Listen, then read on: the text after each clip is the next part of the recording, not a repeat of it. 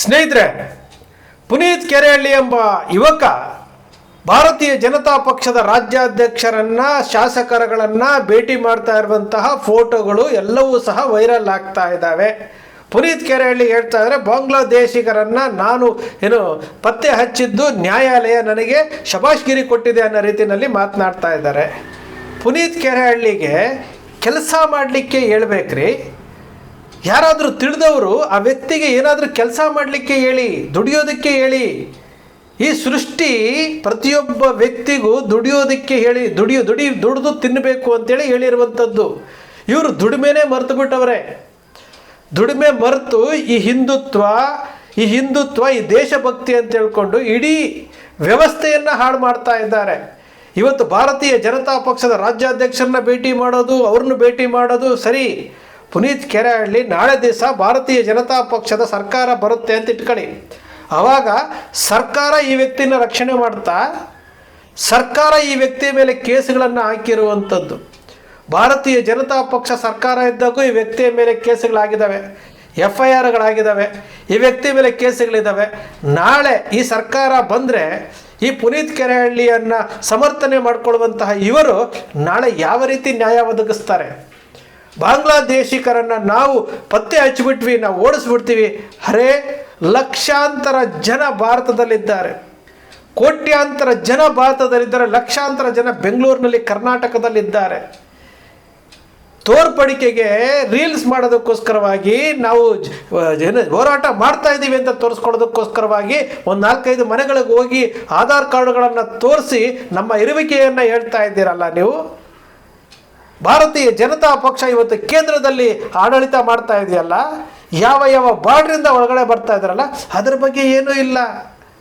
ಎಂತಹ ಮೂರ್ಖರನ್ನಾಗಿ ಮಾಡ್ತಾ ಇದ್ದಾರೆ ಅಂತಂದರೆ, ಜನರನ್ನು ಮೂರ್ಖರನ್ನಾಗಿ ಮಾಡಿ, ರಾಜಕಾರಣಿಗಳನ್ನು ಮೂರ್ಖರನ್ನಾಗಿ ಮಾಡಿ, ಆ ರಾಜಕಾರಣಿಗಳು ಮತ್ತೊಮ್ಮೆ ಜನರನ್ನು ಮೂರ್ಖರನ್ನಾಗಿ ಮಾಡಿ ಇನ್ನು ಜೀವಂತವಾಗಿಡುವಂತಹ ಕೆಲಸ ಮಾಡ್ತಾ ಇದ್ದಾರೆ.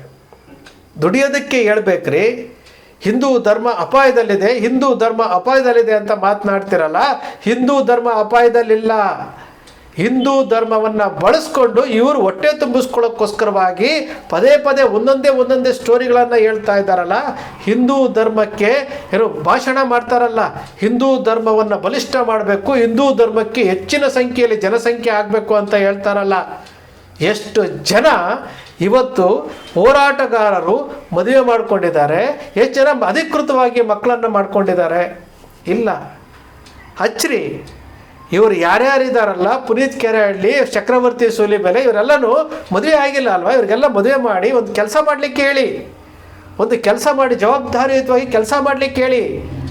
ಏನು ಬಾಂಗ್ಲಾದೇಶದವ್ರನ್ನ ಇವರೇ ಹೋಗಿ ಹಿಡ್ಕೊಟ್ಬಿಟ್ಟಂಗೆ, ಇವರೇ ಇದು ಮಾಡಿಬಿಟ್ಟಂಗೆ ಮಾಡ್ತಾ ಇದ್ದಾರಲ್ಲ.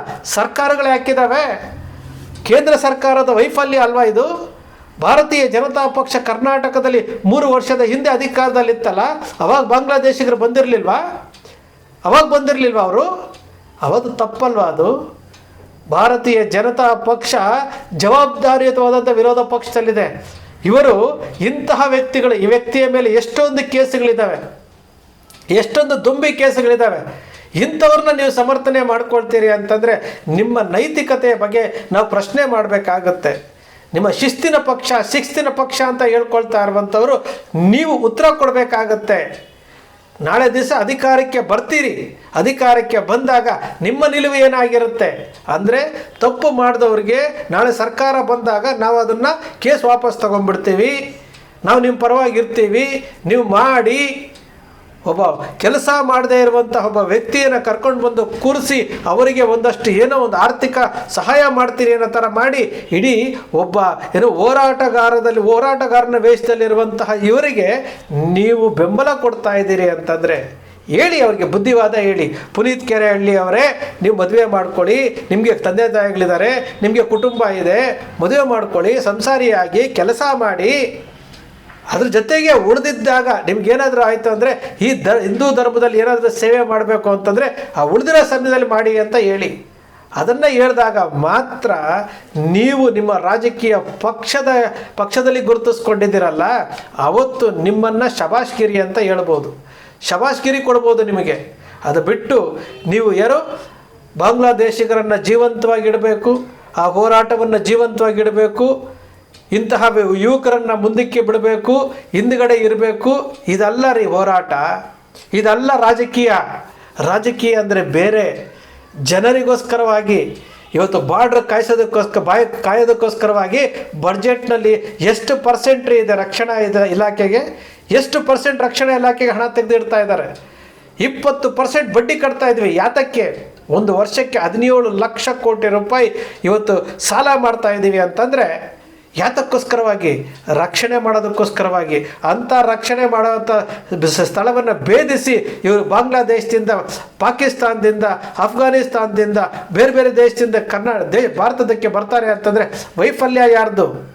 ಇದನ್ನು ಯಾರೂ ಪ್ರಶ್ನೆ ಮಾಡಲ್ಲ. ಹಿಂದೂಗಳು ಅಪಾಯದಲ್ಲಿದ್ದಾರೆ, ಇದೊಂದು ಬ್ರ್ಯಾಂಡ್ ಇಟ್ಕೊಂಡ್ಬಿಟ್ಟಿದ್ದಾರೆ. ಪಾಕಿಸ್ತಾನ ಆಯಿತು, ಈಗ ಬಾಂಗ್ಲಾದೇಶ. ಇದೇ ತಾನೇ ನೀವು ಮಾಡ್ತಾ ಇರುವಂಥದ್ದು.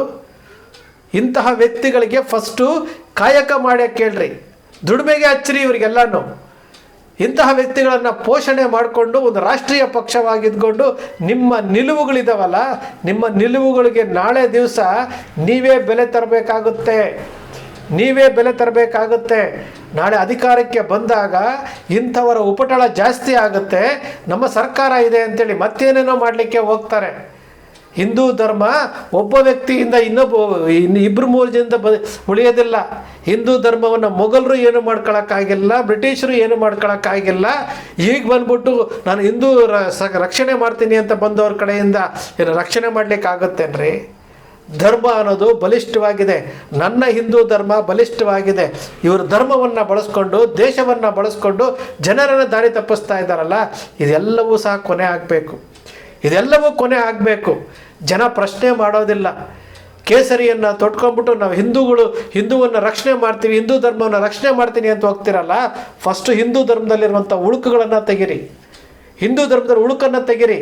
ಯಾವ ಹಿಂದೂವು ಸಹ ಮೈಗಳ್ಳನಾಗಿರಬಾರ್ದು. ಪ್ರತಿಯೊಬ್ಬ ಹಿಂದೂವು ಸಹ ದುಡಿಬೇಕು. ಬಸವಣ್ಣನವರು ಹೇಳಿದಾರಲ್ಲ, ಕಾಯಕವೇ ಕೈಲಾಸ ಅಂತೇಳಿ. ಆ ಕಾಯಕವೇ ಕೈಲಾಸ ಅನ್ನೋದನ್ನೇ ಮರೆತು ಬಿಟ್ಟಿದ್ದಾರೆ. ಕಾಯಕ ಅನ್ನೋ ಪದಕ್ಕೆ ಅರ್ಥವೇ ಗೊತ್ತಿಲ್ಲ ಇವರಿಗೆ.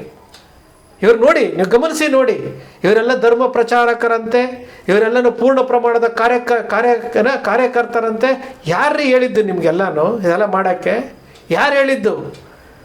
ಕೇಸ್ ಹಾಕಿಸ್ಕೊಂಡಿರೋದು ಒಂದು ಪ್ರಮೋಷನ್. ಇವರಿಗೆ ಕೇಸ್ ಹಾಕಿಸ್ಕೊಂಡಿರೋದೇ ಒಂದು ಪ್ರಮೋಷನ್ನ?